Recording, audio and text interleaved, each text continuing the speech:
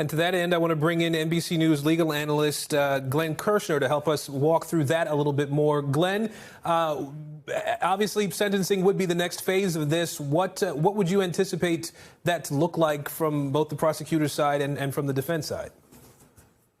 Yeah, so sentencing now, Aaron, what's going to happen is the case will be sent to a pre-sentence report investigator. That person will conduct a thorough investigation of Ghislaine Maxwell's background, any criminal history or brushes with the law she had or didn't have. They'll do an investigation into her family history, her employment history, and they will come up with a guideline sentence that they will then present to the judge, so the judge knows what the parameters are, possible sentences for Maxwell, given her offenses of conviction. Now, she was convicted of the lead count. That carries up to 40 years in prison.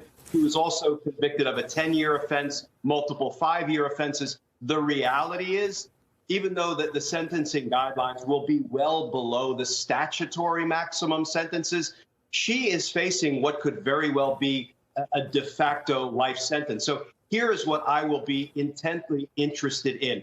Anytime I'm a cooperator and I'm prosecuting a high-profile defendant, somebody that I believe might be able to provide investigators with information about the crimes of others.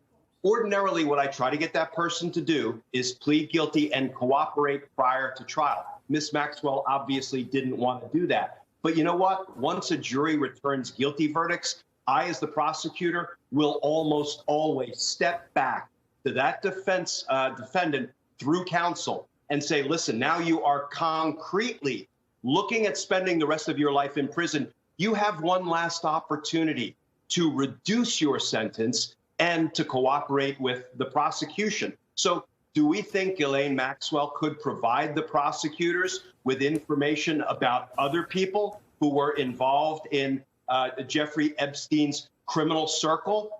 I suspect she can. So if I were the prosecutor, that would be the next step. Prior to sentencing, I would step to the defendant through counsel and explore the possibility of post-verdict cooperation.